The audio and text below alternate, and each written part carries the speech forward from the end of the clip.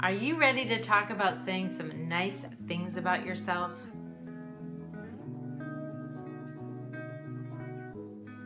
You and me both know that we are our own worst critic. We are constantly barraging ourselves with how we're not good enough, how we didn't do that right, how we always mess up everything and we'll probably get this wrong. We are so used to telling ourselves what we did wrong, what we didn't get done, what people might be thinking about us. Negative, negative, negative. We would treat our worst enemy as bad as we treat ourselves. Why? Why are we always talking so negatively about ourselves? I guess we're kind of in culture to do that. We're in culture to have these high standards of ourselves and assume that everybody else is judging us by those high standards and worry that we'll stand out and be left out or have deficits. And so we push ourselves so hard constantly to meet those standards. And when we don't, because they are impossible and unrealistic and kind of crazy. The reason why our standards are so high is because we're not really sure what they are. They're undefinable, like perfect. We're not exactly sure where perfect is, so we strive to be better than perfect just to make sure we get it right. This is so much pressure on us and causes a lot of our stress and anxiety. A lot. Let me tell you why. Because if you think you mess everything up and you think you can't handle anything and you think you can't get anything done, which is all BS, because we know that you guys work harder than ever to do stuff, because we all do. We work really hard at surviving our life. We go through a lot of hard times, and it is a lot.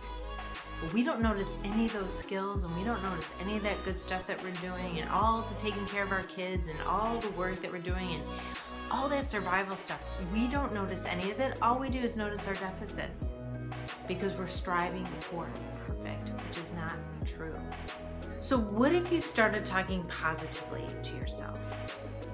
I met someone last week who was talking about kids having so much pressure about tests nowadays. In high schools and colleges, even in grade schools, they have so much anxiety about the tests that they're taking. And so this teacher started to write them affirmations, started to write something positive about them in test taking, like that they're smart. And they started reading these affirmations 3 times a day. All of their grades went up. All of their grades went up. So the pressure that we have on ourselves to perform to perfection actually hurts us, actually negatively impacts our performance. So the best thing you do is to relax a little bit. Have a little trust in yourself. Like, you could get the same amount done and you could be just as productive without the stress. And I emphasize that you could probably be more productive and perform better without the stress. It's like win-win. You don't have stress and you do everything in life better. Doesn't that sound great? The difference is better. Doesn't that sound great? The difference is you talk positively to yourself. You say nice things to yourself every day. At the end of the day, you write down your skills and your accomplishments of that day, because I want you to notice the skills that you have and start to connect with them. Once you connect with those skills, then you know you have them and you're not so overwhelmed by anything that could happen in the world, because you know that you have skills to handle it. Thank you so much for watching. I really want you to talk positively about yourself. I want you to start writing down affirmations that are positive. And not too big of a jump. You have to believe it for the affirmations to work. And I talk about it in the last chapter of my book. I explain exactly how to make affirmations so you go in little increments and you can believe them and really transfer some of those negative beliefs about yourself. You know, if you believe that you hate yourself and look in the mirror and say, I love you, it won't work because you don't believe it. You have to do these smaller increments. That it's possible I'm not as bad as I think. That's the first step. See how it's like small steps? So if you want to pick up a copy of my book to learn how to write affirmations that work, or come and take my online anxiety recovery program, because it teaches you how to make affirmations that work, that'll help de-stress you, calm you down, and make you live with vitality and happiness. Thank you so much for reading and commenting and liking and sharing this video. I am so grateful for that.